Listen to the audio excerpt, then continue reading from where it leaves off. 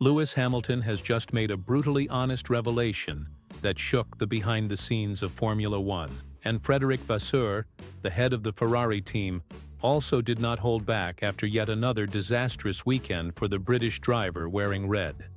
The statement was straightforward. Hamilton's adaptation to the current car simply is not working, and time is running out quickly. This is no longer just a tough race. It has become a trend, and the words coming from Maranello are sharper than ever.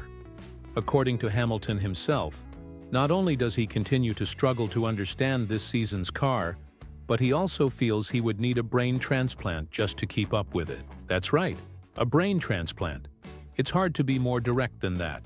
And the real bombshell is that Ferrari's top brass are not happy.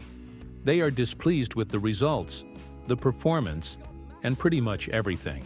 As his qualifying results keep declining, Vasseur and the leadership are growing increasingly impatient. Before we dive into what's really happening behind closed doors at Ferrari, and how things might unravel quickly if nothing changes, go ahead and hit the like button, subscribe if you haven't already, and stay with us until the end to catch every explosive detail.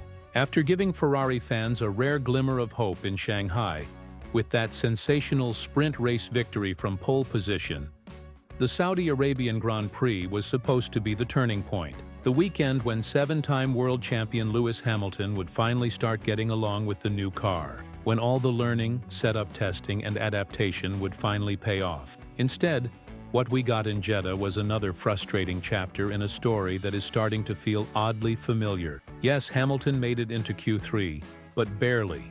And once again, he could only watch on the timing screens as Charles Leclerc beat him by over half a second. This is no longer an isolated case. It's becoming routine.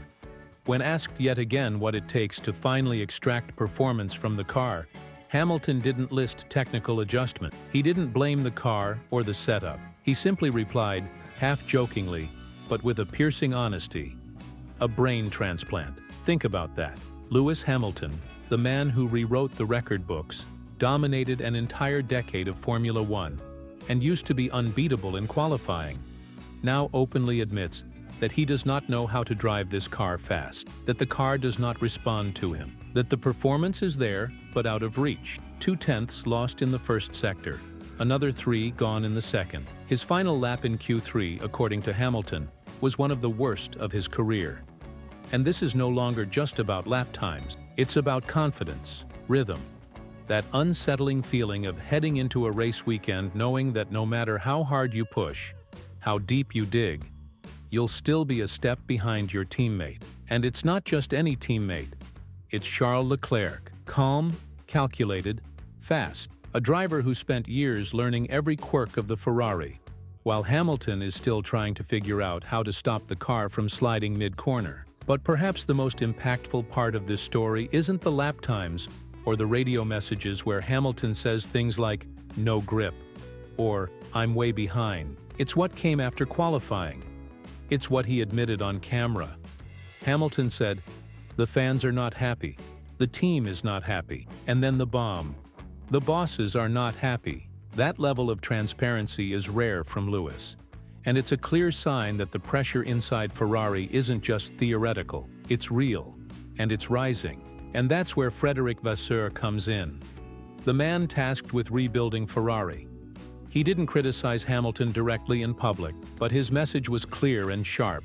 Hamilton needs to adapt, and he needs to do it now.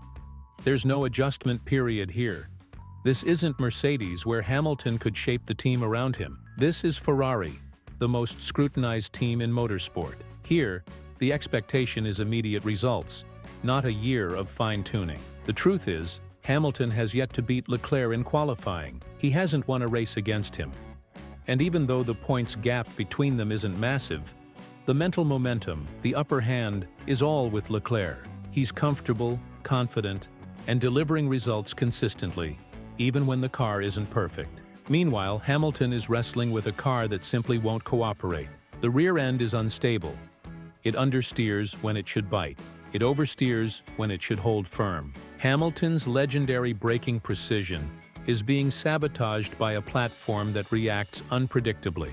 And the worst part, even the upgrades Ferrari brought to Jeddah, designed to stabilize the floor and improve grip, didn't make enough of a difference. Hamilton said he hoped to apply what he had learned in Bahrain, but instead, it felt like everything had been reset, as if all the data he gathered, all the understanding he was beginning to build, had vanished. That's a dangerous place for a driver to be. When the car gives you nothing back, when every lap feels like a guessing game, it doesn't just affect performance, it erodes your identity. And for someone like Hamilton, who built his legacy on control, on extracting every bit of performance from every lap, this car, at this moment, is making him look ordinary. And that's something we haven't seen in years. Not like this. Not with this level of frustration showing in every interview, every radio message, every sector time. But here's the thing. Ferrari didn't sign Hamilton just to watch him struggle. They brought him in to lead, to inspire, to drive the team forward. And if this trajectory doesn't change soon, the pressure won't just fall on the driver. It will hit the team, the engineers, the leadership, and yes, Vasseur himself. So the big question is, can this be fixed, or are we witnessing the beginning of a very uncomfortable season for both Hamilton and Ferrari?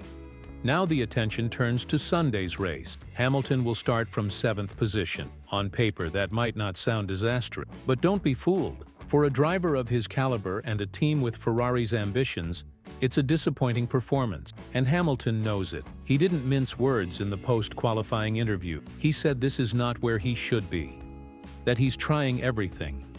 Different lines, different setups, different mental approaches, and nothing is working. This is where strategy becomes crucial.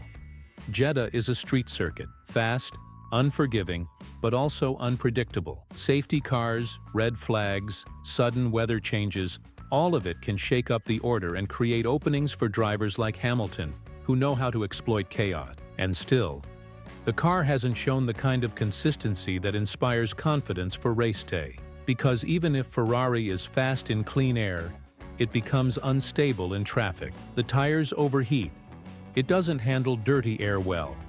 And Hamilton, known for staying cool under pressure, is now being forced to react, to improvise, to adapt every lap. This is not the performance foundation he's used to. And it shows. Meanwhile, Charles Leclerc is 3 spots ahead. Calm, composed, in control. The internal comparison has never been clearer. Leclerc has become the new standard within Ferrari, while Hamilton, the global superstar, the multi-time champion, is still searching for answers. And that's why the stakes are so high. Hamilton didn't go to Ferrari just for the romance of the red car. He went there to win, to close his career by writing a new chapter, not reliving past frustration. And right now, it all feels like a continuation of the struggles from 2022 and 2023 at Mercedes. Only now with more media pressure, higher internal expectations, and far less time to fix the path. And we can't forget what Hamilton himself said after qualifying, that the fans are not happy, that the team is not happy, that the bosses are not happy. That's triple pressure. And not even all the titles in the world can shield someone from that. And if the results don't change soon, that tension will spill into every technical meeting, every press conference, every headline. So what's the way forward? Vasseur has been clear. The car isn't going to change drastically overnight, which means Hamilton has to adapt. That means more time in the simulator, more onboard camera analysis, more uncomfortable weekends where he'll have to learn the hard way, under the global media spotlight, wearing Ferrari red, with millions of fans expecting magic. Can he do it? Of course. He's Lewis Hamilton.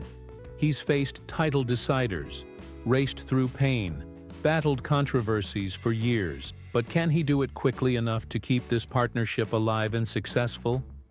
That's the real question. Let us know in the comments what you think. Is Hamilton simply going through the natural challenges of adjusting to a new car and a new team? Or are we witnessing something more serious?